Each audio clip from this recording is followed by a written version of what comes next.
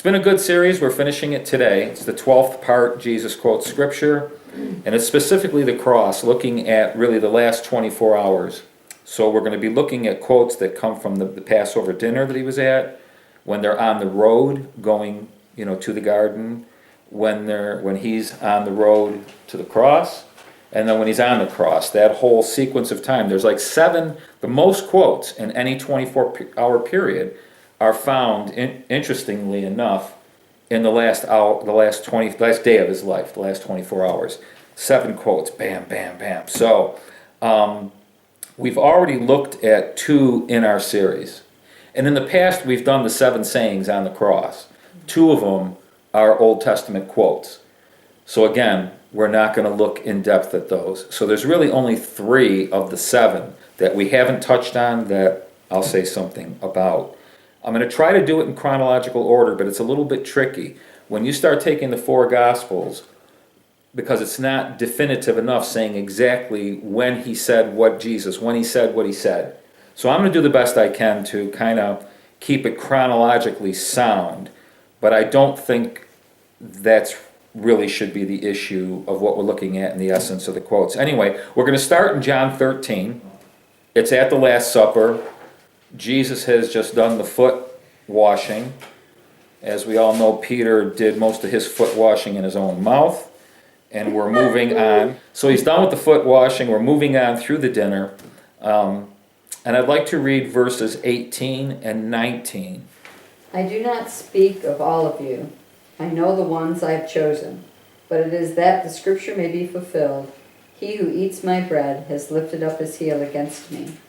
From now on, I am telling you before it comes to pass, so that when it does occur, you may believe that I am he. So the quote from Psalm 41:9 is in there. He who eats bread with me lifted up his heel against me, kind of thing, whatever. And we know he's referring to Judas. That he's saying, before Judas leaves the room, he's actually saying, I know what's going on here. I know who I've chosen. I know every single one of you intimately. I know what you're thinking. I know how you feel, whatever. I know what's going on. And he doesn't come right out and say it's Judas, not at this point, but he does say somebody's going to do this, and I'm just telling you before it happens that it's going to happen, kind of thing. Psalm 41:9, somebody want to read that one verse? Even my close friend in whom I trusted, who ate my bread, has lifted up his heel against me. If you've ever been betrayed, I'm not sure there's much worse. When I think of like relationships, I mean, it's one thing to have an argument, to go your separate ways, whatever. But betrayal is heavy. I can't tell you how many, I've had many opportunities to minister to people in broken relationships. And what really comes out, the thing that's most hurtful about them, that really kind of annihilates us, is that sense of betrayal, that I've been betrayed. There's something about placing your trust in another person, and when they destroy that trust, it's awful. He's describing betrayal here. Now, this expression that he uses, lifting up his heel, nobody really knows exactly what that means. It's not like an idiomatic expression. You could say, well, that was this or that. To the Greeks, that would have meant like you're in a race and somebody sticks out their foot and trips you in the race from out of nowhere. They trip you up for no apparent reason. They trip you up so they could get the advantage. Somebody else said it was an expression that was used of horses. Like when a horse kicks somebody, they lift up their heels, bam, and they whack the person. If you've ever been even close to that, you know how scary that is. I mean, that's awful. And it happens quick. It's not like all of a sudden everything's in slow motion and the legs go, it's like whack, and it happens quick. And it's extremely painful. Lifting up the heel is a form of kicking, really. Somebody else had made the comment, you got to remember that in the East, for the Jews, when they ate, they didn't sit up like we do, that they laid on their sides. So their feet were actually off the ground. You couldn't lay on your side and keep your feet on the ground. That their feet, they lifted up their heels, and they were eating bread together, but with a view towards betrayal. In other words, they're at your table, the table of intimacy. They're at the table of intimacy, but they're not being intimate at all. They're already plotting to work against you. It's awful. Imagine somebody like at your dinner table that you're feeding and taking care of and expressing love and care and whatever else there is, and they're looking back across the table at you like, I got you. It's an awful thing. So we're starting with a quote that is really an awful thing. And the nature of whatever you see lift up your heel as, it really doesn't matter. Whichever one you see it is, it's unexpected. It happens suddenly, you're not expecting it. Now Jesus is announcing, I know what's going on, so I'm expecting it. But in Psalm 41, the psalm that he's quoting, it's like there's this unexpected event. You trusted the person. In Psalm 41, he calls him a familiar friend. And actually in the Hebrew, it means somebody that I've shared peace with. That I am so convinced we are like at perfect peace. I'm in your heart so deep and you're in mine so deep. We are like perfectly at peace with each other.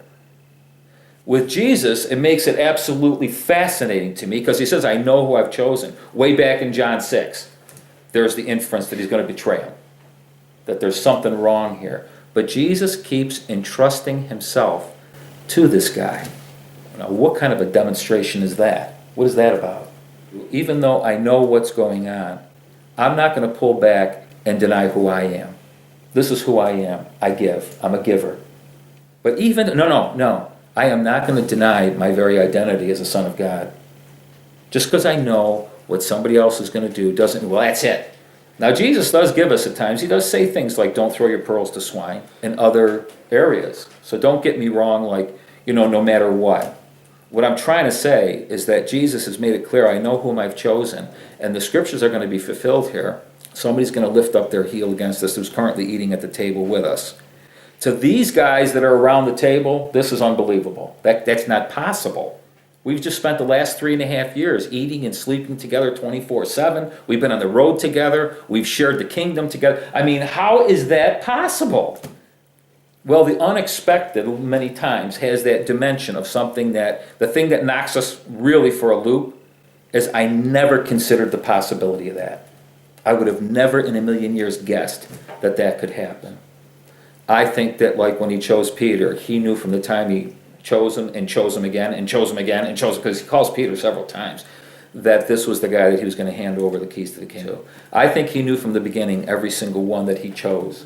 I also think, and this kind of is off the track a bit, but I'll say it quickly, we've got this, for the most part, we've got this view that God has this divine thing, like every one of our steps, like we're little robots. And I don't see that as the case. I think he gives us life. We can make choices, every one of us.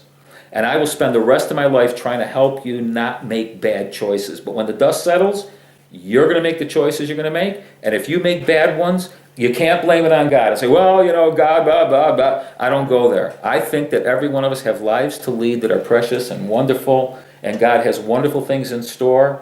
And when we walk with him, they occur.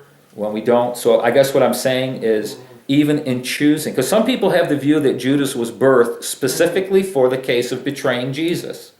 I don't believe that. I believe that the prophecy has to do that someone will. Not that I'm going to birth this guy, so he's the traitor. When Jesus says, he says over in Mark, it would have been better if this guy was never born. Some people say, well, there you go. Well, no, that's like saying it would be better if he wasn't born, but I'm going to birth him anyway, so he can be. It doesn't make any sense after a while. If you even think about some of these things. Judas had a choice, and he made a bad one. The idea that it was prophesied that someone would do that, it now starts to get into the realm of the eternal and the temporal, in terms of what God knows from the beginning all the way through to the end, and what we don't. So when you're looking through an eternal lens, you can see everything that's going to happen. Prophecies to us, whoa, God's just doing his thing. He's just telling us what's going to happen. It's not a matter of, gee, I wonder. There's no wonder about it. So Jesus knew from the beginning that one of them was going to betray him because it was written and it was going to happen. Was it Judas? I think he knew that, personally. But it doesn't say, so I can't substantiate it. Jesus did make a little alteration between Psalm 41 and what he actually says, which we won't get into because it's not really the point.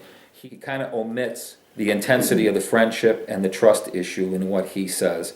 When you read Psalm 41, which we won't do right now, David's commenting how his enemies oppose him. And we get that. That's what enemies do. They oppose. But in Psalm 41, when it mentions, I never thought that my friend was actually my enemy. That's what verse 9 is about. And I'm not trying to cast anything out into the room Friends are a wonderful, wonderful thing, but anybody is capable of anything at any time. By now, a lot of us are big boys and girls in the room, we get that. Things that we would never think somebody's capable of, anybody's capable of anything. And what David is saying in Psalm 41 is my friend that ate with me, the whole thing, a familiar friend. We were like one, man. We're like Jonathan and David, like we were home, baby. And he's saying, he came against me for no reason, which makes it even worse. I mean, even if somebody shreds you and they're saying like, well, this is why I did it, you could almost go, oh, I could understand that, but I'm still dying over here. But when there's no reason, it makes it even worse. There's something interesting in John 13, verse 19. Now, for those of you who have been around me when I've talked about John, John is all over I am.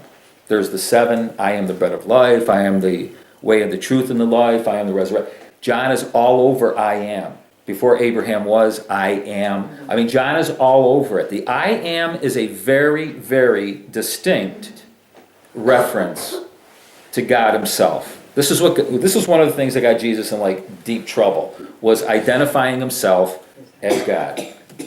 So he says, I'm telling you now what's going to happen. He's just told them. I'm telling you now so that you might believe I am. Now, a minute ago I just said, well, this changes everything.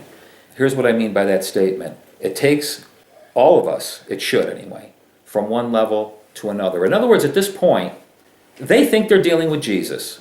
He's having a bad night. Somebody's going to betray him.